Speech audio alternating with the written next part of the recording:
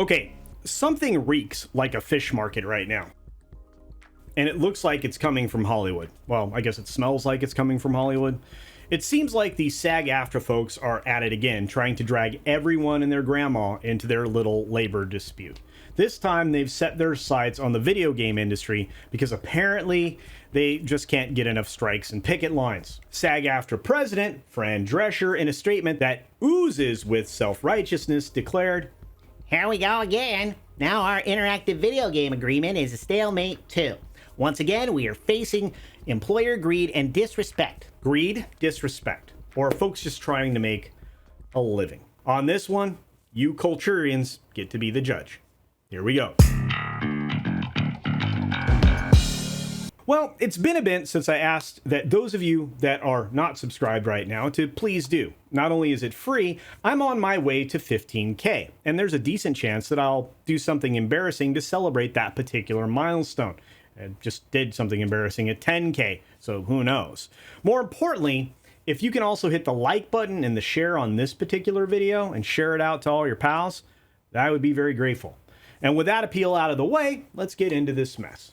You see, the union wants the video game actors to join their picket line because nothing says solidarity like trying to drag others into your conflagration. They're seeking similar terms to their Hollywood contract, including higher wages and protections from the evil artificial intelligence technologies that, well, are apparently to steal all of the jobs and all of our jobs. Never mind the fact that these technologies are actually used in the industry to create some of the most immersive and popular games out there.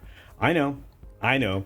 Details, schmeetails. Of course, adding to the building bonfire that is the Hollywood deal making, the demands include an immediate 11% raise because, hey, why not? Medical staff on site for motion capture performers, because that's definitely a job for a medical professional, and protections against AI technology, because clearly AI is, as I said before, out to get us all. Well, it's not out to get us quite yet. Anyway, right, Grant? Now, before you go thinking this is just a small-scale issue, let me drop some names for you.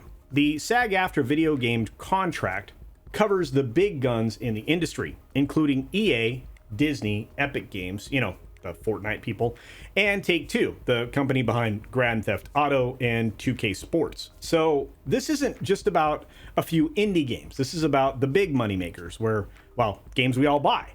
Which is why they work so hard to get these employees to unionize in the first place, because there's big dues there for the taking and a whole lot of mismanagement. And, well, they can make some great political donations too. But fear not, the games industry says it's committed to negotiations, which is good.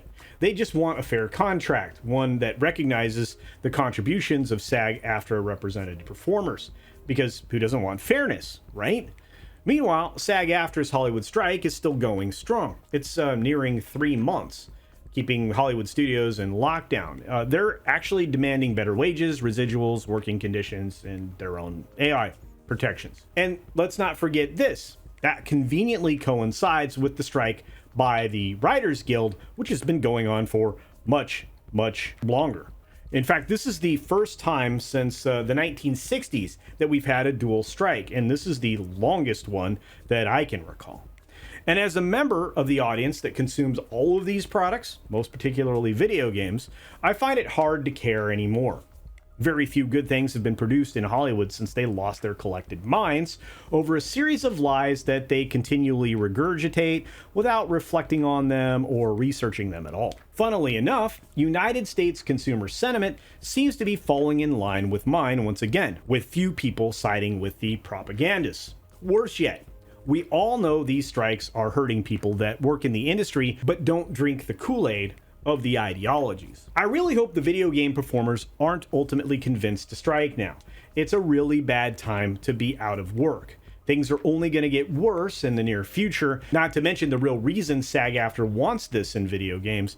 They are way, way bigger than movies and TV. Over $200 billion, with a B, comes out in annual revenue from just video games. Heck, just PC gaming alone pulled in $40.4 billion, which is 2 times as much as films pulled in globally last year. It's no wonder Hollywood fears losing even more ground to video games if they keep being allowed to work. Sounds even more fishy now, doesn't it? So, while Hollywood and the video game industry are grappling with strikes and picket lines, the rest of us can only hope that sanity prevails, at least on the video gaming side. But hey, who needs entertainment when you can have strikes, right? Well, at least we've got YouTube, Rumble, and Odyssey, of course. And a part of those is me, yours truly. Oh, and Grant. Thanks, Grant. Anyway, we've now reached that point in the video where I ask you, what do you think? Is this a good time for another union entertainment strike? Is it the best time for those in the industry to make a quick and fair deal and push further into a dominant entertainment position?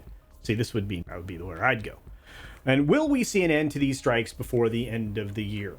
I think you probably know my opinion, which is no. But your guess is as good as mine, so let me know. As always, be sure to take care of yourself, take care of others, and until next time, see ya!